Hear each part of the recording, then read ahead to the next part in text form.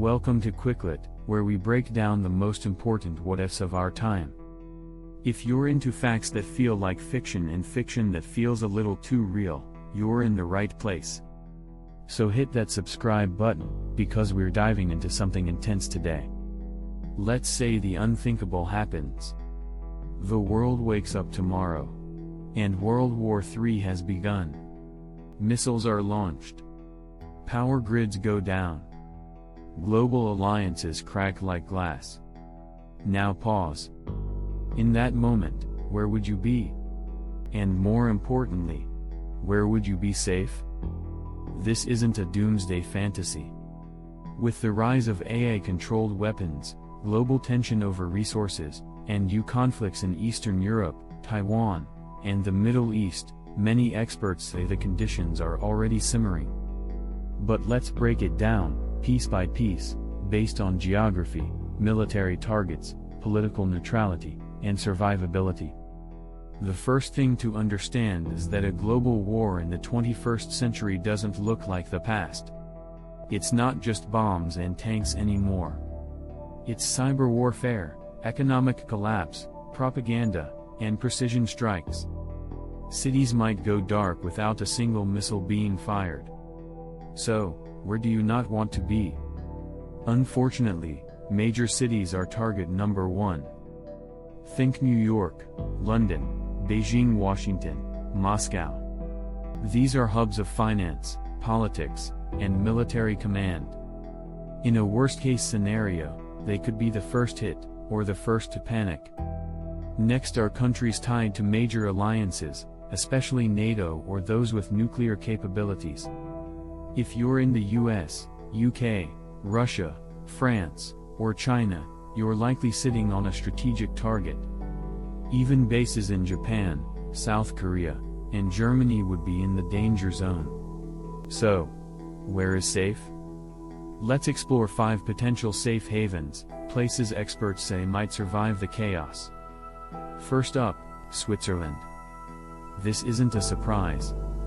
They've been neutral for over 200 years. They're not part of NATO. They've got bunkers for over 8 million people, literally enough to house their entire population.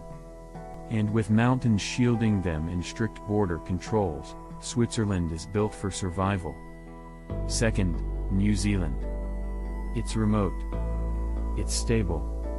And it has very few geopolitical enemies. Billionaires are already buying bunkers there for a reason. If you want to get far from conflict, both physically and politically, New Zealand is paradise. Third, Iceland. No army. No enemies. No natural borders with hostile nations. Plus, it's powered by renewable energy. That means if global supply chains collapse, Iceland could stay running longer than almost anyone else. Number 4, Bhutan.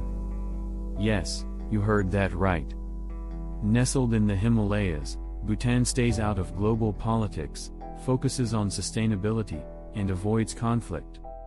It's like the world's best-kept secret for peace.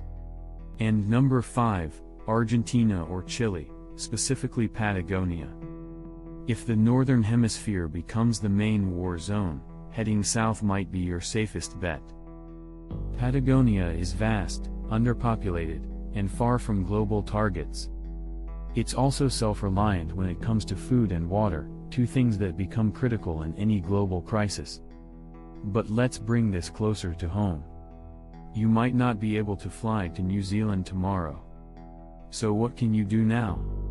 Here's the uncomfortable truth: survival isn't just about location, it's about preparation. If power grids fail, do you have solar or battery backups? If the internet goes dark, do you have maps, radios, and local knowledge? If banks freeze, do you have cash or crypto offline? Most people think they'll have time. They won't. History shows us that wars don't start with a warning. They start with a misstep, a misunderstanding, or a single spark. But this video isn't about fear, it's about awareness. World War III may never happen. And let's hope it doesn't. But if it did, The difference between chaos and control is what you do today. Build skills. Know your surroundings. Understand the risks. And no, this doesn't mean become a survivalist hiding in the woods. It means becoming someone who can adapt, stay calm, and protect the people around you, even when the world feels unstable. At Quicklet, we don't do panic. We do perspective. So if you found this video thought-provoking, eye-opening, or even a little chilling, let us know in the comments. Where would you go if things went south? And do you think the next big war will be fought with bombs, or bites? Thanks for watching. Make sure to subscribe for more deep dives into the questions most people are afraid to ask. Stay smart. Stay sharp. Stay ready.